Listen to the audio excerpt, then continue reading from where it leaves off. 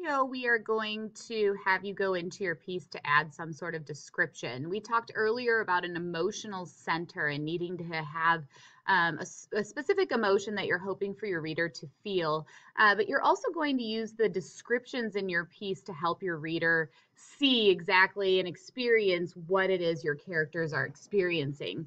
For example, if you are talking about the time that you broke your arm, you're not just going to say, I broke my arm. You're going to say that I looked down and I could see a bone about to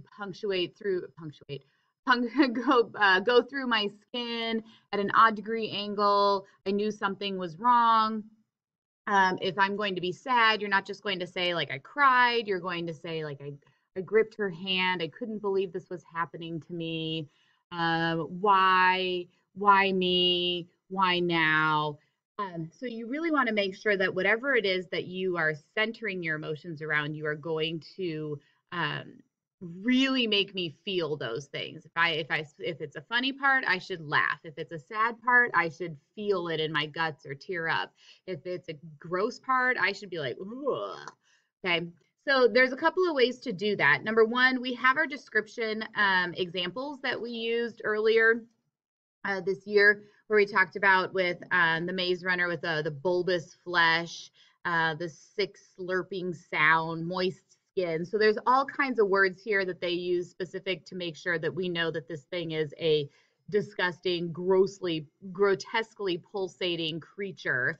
Down here where we had looked at Pennyroyal Academy, where they used words like snake, because again, if you go back to your chart on page 29 with common symbolism, the woods were creepy, and an animal that is creepy, that is evil, is a snake. And so they use the idea that the tendrils from the ground snaked and slithered, both of those being snaky type words. And so they were trying to create creepy, so they used elements of symbolism that were creepy. Milky yellow eyes, the idea of scent, this garlic and cigarette smoke is a very distinct smell. So that's one place that you can go that uses those five senses, your sensory details. And the other thing that you can do is very similar to that, but it's identifying all five senses. So you have sight, smell, taste, touch, and sound or hearing. And what you do is go through your piece of writing and look for different places where you use each of these. So maybe use a green marker and underline and just do a paragraph. Don't do the whole thing. You're going to get overwhelmed, but just do a paragraph or half a page-ish. Every place that you did something that your character or that your reader, you want your reader to see or your character is seeing, underline it in green. Every time that there is something that you want your reader or your character to smell, underline it in red or whatever colors. And just do this for a few lines of text to see which sense do I tend to lean on the most. A lot of you will probably be sight. A lot of us rely on sight. You're helping ground your reader. You're helping to make sure that your reader is seeing what you are seeing.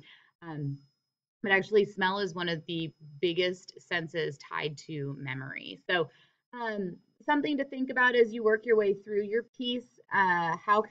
Which of these senses can I use in your final narrative? I'd like to see at least like 3 of them.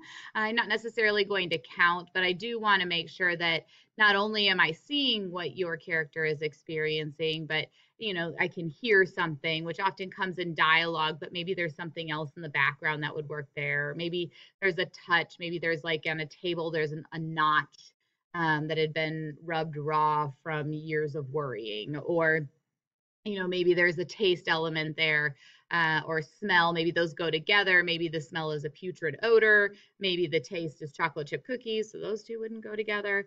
But your goal is to make sure with your details that I am experiencing what your character would experience. And you really want to do what's called zooming in at certain points in your piece to help me experience that. So you will find a place where that's important to your piece. It's a piece it's an important pivotal moment. Maybe it's a dinner, maybe it's where your character is laying in bed and starts to hear the noises. Maybe it's the part where your character wakes up and doesn't know where he or she is. Maybe it's the part where you're really trying to show that your character is worried about something. Maybe it's the part where everything wraps up and things are finally great and your character is feeling this sense of relief. Or maybe it's this part where your character is hiding from someone. Find a place that is pivotal to understanding your character and stop there and go to that spot and add some of these details, some sort of sensory details.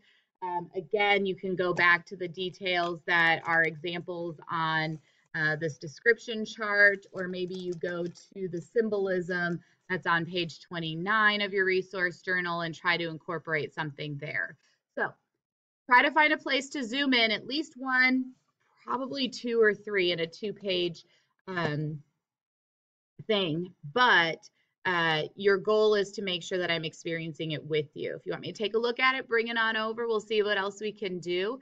Good luck.